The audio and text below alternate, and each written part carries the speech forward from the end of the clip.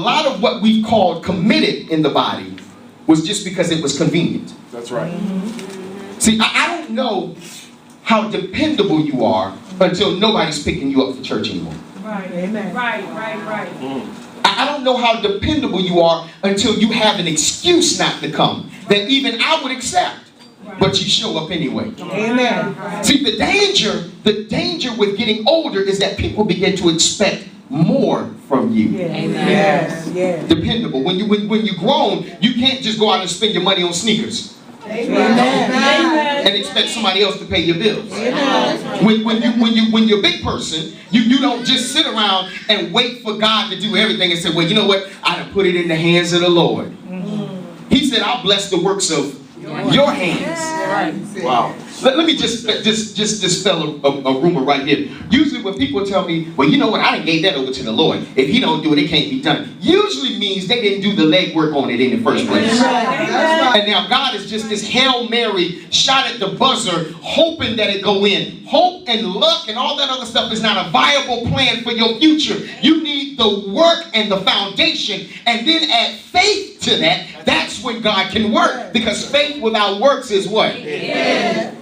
Somebody say, I gotta be dependable. Not just to coming to church, because a lot of times we're committed and we're dependable to things that people can see. That gives us a status. Say that again. We're dependable because if I'm sitting here, you see me, and in your eyes, I'm super pious and, oh, she loves God. You know what I found out about church folk? Sometimes they hear, because they ain't got nothing else better to do. And that's fine. That's fine, because we're going to preach to you, we're going to teach you and give you purpose. But a lot of times folk that we think are super faithful, they just ain't got really a whole bunch of stuff going on. Amen. But if you add other things to the mix, now we get to find out how you manage your time. Excellent. Because the key to being dependable is being able to manage your life. Amen. If you are not managing your time, somebody else is. Yeah, that's right. Amen. And what I found out about folks is people do what they want to do. Yes, they do. I never forget, I had a lady, she said, Pastor, you know, I can't get to church. And I was picking up, dropping off, picking up 2 nights during the week and on Sunday morning. And I love what I did. I did it. But then one day I saw her way out in Northeast. And I said, now how she get out here? I'm about to say. Because it was a sale. I said, well now, if you can get an hour and a half away from your house. I know that's right. And you live in West Philly and we only in Upper Darby. I think you don't want to come. That's right. Somebody say dependable. Number 2, their decisions. Proverbs says that a child is known by his acts. Yeah. You are known not by what you say, by what you do. Good.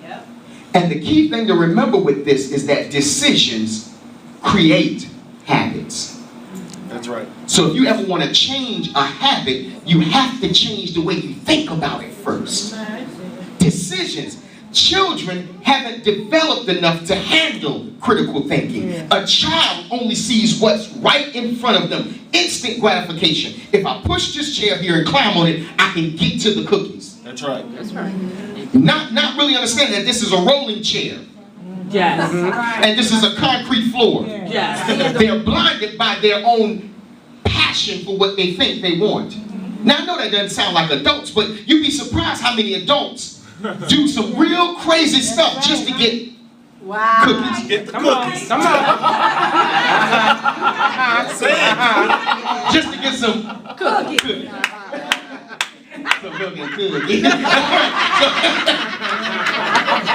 So a child can't even foresee the dangers of his own actions. And it's crazy when you're standing outside of somebody's life and you see the mistakes that you make and you're trying to tell them, homie, she don't love you. You don't want me to be happy. Okay. So nobody want me to be happy in church. No, I know she's slamming. I know when you look at it, just hips, lips, and fingers, it's slamming. But you got to see past what you want to understand that you can't go about it this way. That's right. Amen. I'm not saying you can't have a mate. I'm saying there is a way to do it. That's right. That's right.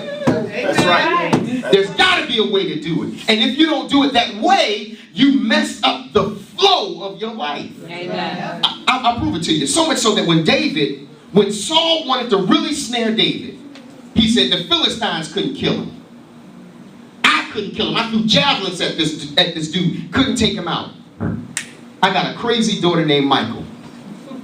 I'll arrange for David and Michael to get married. Because if anything can stop your destiny, it's being connected to the wrong person.